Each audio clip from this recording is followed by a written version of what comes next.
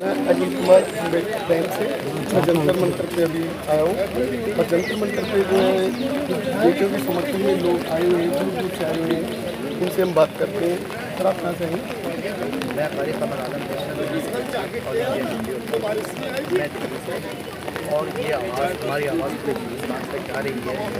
और सबसे अफसोस की बात यह है कि आज 11वीं दिन 10 दिन के बाद 11वीं दिन है, 11 दिन हो गया है। 11 दिन से हमारी वो बेटियाँ जो हमारे हिंदुस्तान की आन बान शान शौकत सब है, वो आज बैठी हुई हैं। उनके आंसुओं का किसी को एहसास नहीं है, उनके आंसुओं का किसी को गम नहीं है, जिसकी वजह से आज ये आसमान बरस पड़ा है। आसमान रो रही है, आसमान भी रो रहा है उनके गम में। उनको इंसाफ मिलनी चाहिए। जिस इंसान के ऊपर पोस्टों का केस हो, वो इंसान खुलेआम घूम रहा है, वो इंसान खुलेआम वो भाषण दे रहा है। अफसोस इस बात की है, सबसे अफसोस की बात तो ये है कि अभी गवर्नमेंट को चाहिए था कि जिसके ऊपर पोस्टों का केस हो उसको फ़ौरन अरेस्ट करके उसके ऊपर CBI जांच बैठानी चाहिए। लेकिन ये तो केस जो एक्ट है वो शायद जो है गवर्नमेंट ने दिखा दिया है कि वो सभी के लिए नहीं है। हमारी पुलिस व्यवस्था ने दिखा दिया है तो ये इस तरीके का एक्ट सभी के लिए नहीं है। ये एक्ट केवल गरीब आदमी के लिए लगाया जाता है, ना तो अमीर पे ये लागू होता है, ना ही जो किसी मंत्रिमंडल के सदस्य पे। अब ये हिंदुस्तान की दुर्भाग्य है। आज ये भीमराव अम्बेडकर जी भी अफसोस कर रहे होंगे कि हमने जो संविधान बनाया था पूरे हिंदुस्तान वासियों 130 करोड़ आबादी के लिए बनाया था, पूरे हिंदुस्तान के लिए बनाया था। ये खास किसी गरीब के लिए नहीं, बल्कि कोई मंत्री हो, कोई MLA हो, कोई MP हो, कोई भी हो, सबके लिए ये बना था, कोई मिनिस्ट्री क्यों ना हो।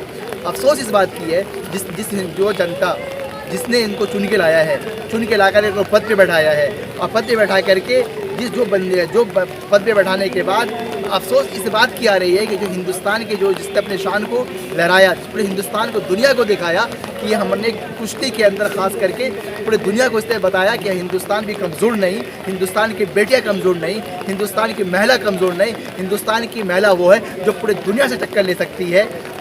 दुनिया से टक्कर ले करके उसने अपने आप को ये साबित किया और उसने हिंदुस्तान के झंडे को पूरे दुनिया तक दिखाया कि हमारा हिंदुस्तान का झंडा हमेशा अमर रहे, अमर रहे, अमर रहे। आज तक अमर है और रहेगा। अफसोस इस बात की गवर्नमेंट पता नहीं चुप्पी क्यों लाद रखी है।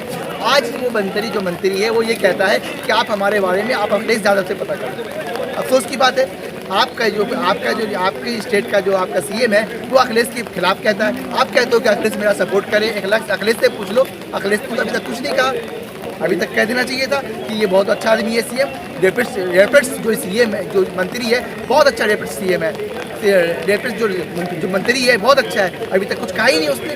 लेकिन अखिलेश जी से इनका क्या संबंध है? तो गवर्नमेंट BJP की है। यहाँ तक कि इन्होंने एक पॉलिटिकल मुद्दा बनाया। इन्होंने ये कहते हैं कि पप्पू यादव क्यों आ रहा है, ये कहते हैं केजरीवाल क्यों आ रहा है, ये कह रहे हैं कि प्रियंका क्यों आ रही है। मकसद यहाँ ये कहते हैं कि विपक्ष में सब लोग हमें परेशान कर रहे हैं, सब लोग मेरे ऊपर इल्ज़ाम लगा रहे हैं, ये NRC का मुद्दा उठा के ला रहे हैं बार बार। मकसद यहाँ NRC और विपक्ष की बात नहीं है, यहाँ मुद्दा तो असल में हमारी हिंदुस्तान की बेटी का सवाल है, हिंदुस्तान की वो इज्जत का सवाल है जिसने पूरी दुनिया को अपने आप को बताया कि मैं हिंदुस्तान की आन मान शान सब हूँ। इसलिए गवर्नमेंट को चाहिए कि अपने आप को कर्नाटका में जाकर के अपने वक्त को जुमलाबाजी में ना लगाए। इसलिए मैं बोल रहा हूँ जुमलाबाजी कि कर्नाटका में जाके भी जुमलाबाजी कर रहे हैं ये। इससे पहले जब पूरे प्राइम मिनिस्टर जब ये पूरे हिंदुस्तान का 2014 में इलेक्शन था, उसके बाद 2019 में इलेक्शन हुआ, उस वक्त उन्होंने क्या कहा? उस वक्त उनका मकसद ये था कि हमारा जो है मकसद ये है सिर्फ कि उन्होंने चाहा कि पूरे हिंदुस्तान को हम कैसे प्राइम मिनिस्टर बने। आप प्राइम मिनिस्टर बन गए, आपकी पार्टी बहुत मजबूत पार्टी हो गई, आपकी बहुत अच्छे सीट लेकर के आ गए। आज जो ये सब लाने के बाद आपने कहा सबका साथ सबका विकास की बात करते हो। आप कर्नाटका में जाकर के आप कहते हो कि मैं मुस्लिम का आरक्षण खत्म कर दूंगा। इससे पहले ये 5 साल आपकी सरकार थी, साथ में उस वक्त आप आरक्षण खत्म कर देते, क्यों नहीं कर दिया आपने कर देना चाहिए था। आप अफसोस इस बात की है कि अभी तक आपने इसके बारे में कुछ भी आपने रीज़न नहीं निकाला। इसलिए मैं गवर्नमेंट से अपील करता हूँ, असल मुद्दा जो मसला जो है ये हमारी बेटी की बात है, हमारी बेटी के सम्मान की बात है, जिससे आज आसमान भी बरस पड़ा है, आसमान भी रो रहा है। इसलिए आपकी भी आँख में आंसू आने चाहिए जिससे पूरा हिंदुस्तान की नज़र इस जंतर मंतर पे है। अगर किसी वजह से कोई इंसाफ नहीं मिल पाता है, गवर्नमेंट का अभी प्रेशर है, हो सकता है वो प्रेशर ऐसा बना रहे, उस स्थिति में जनता का क्या जो है अगला जो स्टेप होगा? आपको मालूम होना चाहिए ये कुश्ती लड़ने वाली बेटियां हैं जिसने पूरे दुनिया को फतह करके, पूरे दुनिया को जीत करके ये यहाँ तक पहुँची हैं। ये बेटियाँ ऐसे नहीं हैं कि जो कह दे फ़ौरन जो कह दे हम मान जाए। ये कितने को हरा कर यहाँ तक पहुँची है।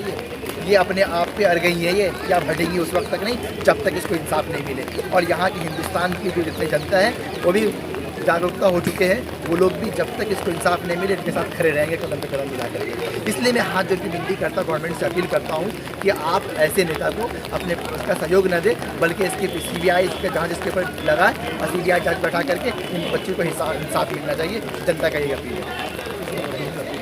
जैसा कि आप देख रहे हैं कि जो है जनता का इतना समर्थन है उन बेटियों के लिए, लेकिन प्रेशर होने के कारण पुलिस उन्हें गिरफ्तार नहीं कर पा रही है, कोई कार्रवाई मंत्री के खिलाफ नहीं हो पा रही है। तो आप देखें कि ऐसी जनता या तो समझदार बने या फिर जो है जनता ऐसे काम करे जिससे जो है इस तरीके से कोई भी व्यक्ति मंत्री ना बन पाए। इस तरीके से मंत्री बनना जनता को मूर्ख बनाना है और इससे देश जो है गड्ढे में जाएगा। धन्यवाद।